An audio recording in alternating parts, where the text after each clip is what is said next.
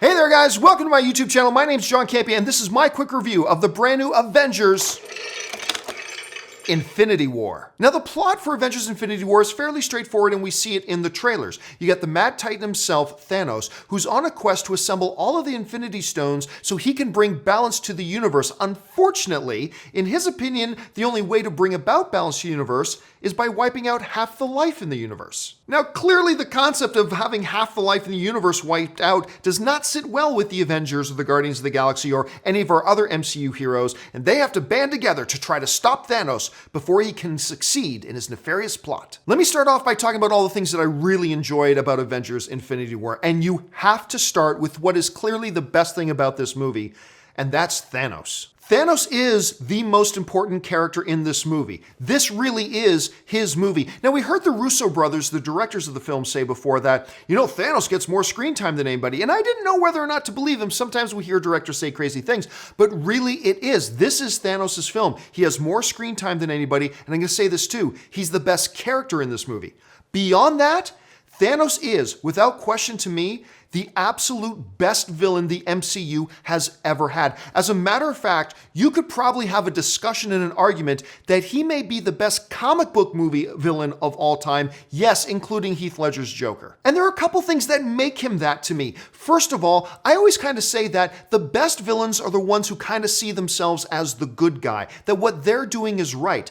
Thanos is that, but it goes way beyond that. He doesn't just believe he's justified in doing what he's doing. He truly believes he is doing what is best for everybody and what is noble and what is right. And when you get that type of conviction into a villainous character, that they truly see themselves as the hero and that at the end of the day, everybody's going to thank him for what he's doing and they're that delusional, it makes the villain all the more terrifying. Because it's not just greed that's compelling them. It's not just a thirst for power. Those things can be broken.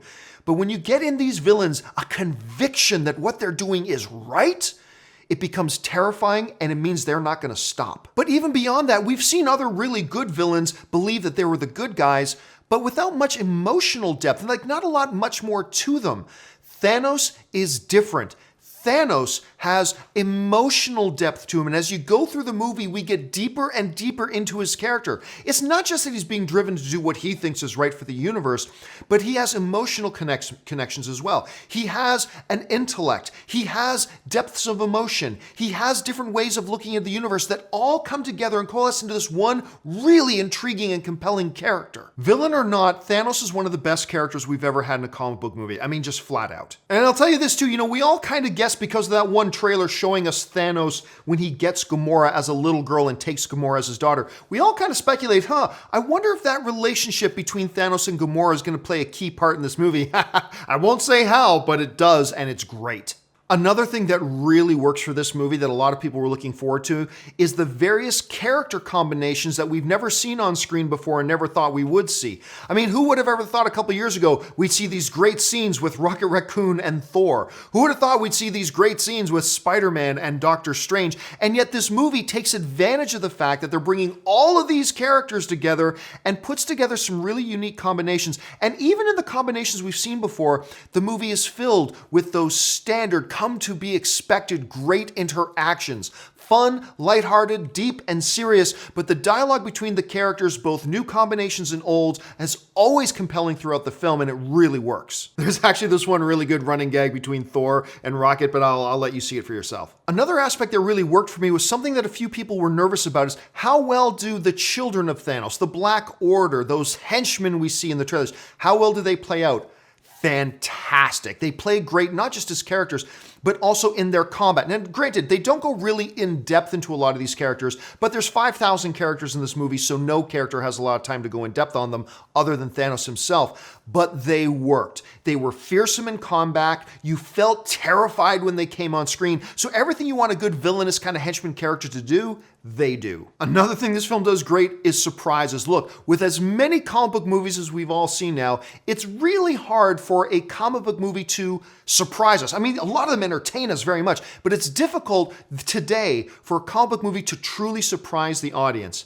And this movie is filled with surprises. Like, I'm looking back in all the predictions I had, both, first of all, the things I really did think were gonna happen in this film, a number of them do, a number of them don't. A lot of the things that I thought would never happen, a lot of them don't happen in the movie, but some of them do. And bottom line is, the movie is filled with surprises, and you're gonna have a number of occasions watching this movie where your mouth is just gonna drop open and go, oh, like, I can't believe they just did that. Also, on the positive side, this is a complete movie. One of the fears I had going into Avengers Infinity War, that it would just play as a setup for whatever was going to be in Avengers 4. And to me, coming in that theater, not the case. It feels like a fully completed, fully fleshed out movie, beginning, middle, and end, first act, second act, third act, and came to a conclusion, and it feels like its truly own self-contained movie. That does, yes, open the door for a future installment. Absolutely it does. But all at the same time, it is in its own right, its own complete movie, and I was really impressed with the way they did that. The action stuff in the film is also some of the best we've ever seen in a comic book movie. Now, I won't quite put it on the same level as like that big main action set piece that we got in Captain America Civil War, but it is close and certainly ranks amongst the top 5% of the best action stuff we've ever seen in comic book movies. There are a whole bunch of other things I can mention, but I want to keep this review fairly brief, but I will say one more positive thing about this. With all the characters, it was going to be a very tall order to give every single character in this movie at least one moment. But they do it. I feel like almost every character, from Falcon to Winter Soldier to like Nebula to Mantis, like I felt like every character got at least their one moment. That moment when the spotlight was on them, whether it's a long moment or a short moment, a big moment or a small moment, I felt like every character got that moment, and that's not easy to do, and I felt like everybody kind of got their due. And just basically in general, all the characters are great. I loved all the characters. I love them all. Whether you're talking about Captain America or you're talking about Iron Man, or you're talking about Thor has a great character. Thor might be the second biggest character in the movie, depending on how you look at it as well. The Guardians, again, the characters were just great. But that does lead me into my one criticism of the movie. And we're gonna break that one criticism into like two separate parts, and that's this. One of my fears going into this movie was, are there too many characters? Is this many characters gonna cause it to feel a little convoluted, maybe like have too much weight? The weight of that many characters, is it gonna be too much for the movie to bear? And I will say this, there were moments in the film like I just felt like there was too much going on. And not just in the sense of too much going on in this one scene, but too much going on as in there's 8 different scenes playing out at the same time. Now let's go over to this location and check in with these guys. Now let's go to this location, check in with these guys. Now let's go to this location, check in with these guys. Now let's go to this location, check in with these guys. Like there was just so much going on that it just moved around so much, and sometimes you just felt it, right? It just felt it's too busy. There's too much going on. All the stuff that was going on was great stuff. It was just a lot of it. And connected to that was the fact that, yeah, through the movie, I did feel the weight of so many characters. You could feel it in the film. Now, not so much weight that it breaks the movie underneath it. No, it doesn't. The movie holds up with that much weight, but you can feel it through the film. And again, that's all connected to, there's just so much stuff going on. And while I said that every character does get their moment, and they do, every single character is also kind of a little bit underused. But I mean, we kind of expected that going into the movie because there were 5,000 characters, so we never felt like any of the characters, other than maybe Thanos, was really going to be used to their full potential and really be able to evolve in the film and of themselves. But while every character certainly has their moments to shine, which is great, you also walk out of theater that, wow, they didn't use this character too much, or this character very much, or this character, and then you realize, oh yeah, they didn't use any character very much other than Thanos himself, and you can kind of feel that. Again, I think we expected that going in, and they certainly handle it as well as it can possibly be handled with that many characters.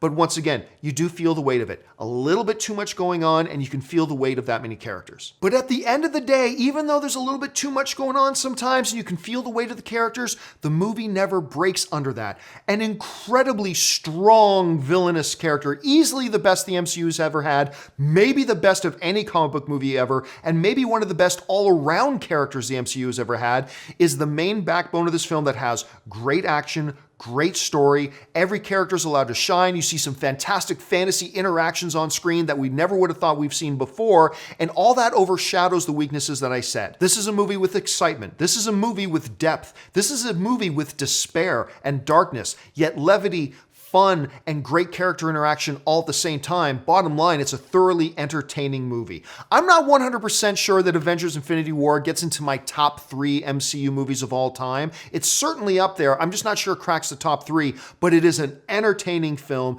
It is a high quality installment into the MCU, and I think a lot of fans are going to be really happy with it. I recommend you run out and see Avengers Infinity War. I think you're going to have a good time. And then make sure you come on back and let me know how good of a time you had, guys. And while you're here, why don't you take a second, subscribe to my YouTube channel. Make sure you follow me on Twitter, simply at John Campea. That'll do it for me, guys. Thanks a lot for joining me. My name's John Campea, and until my spoiler review on Sunday, bye-bye.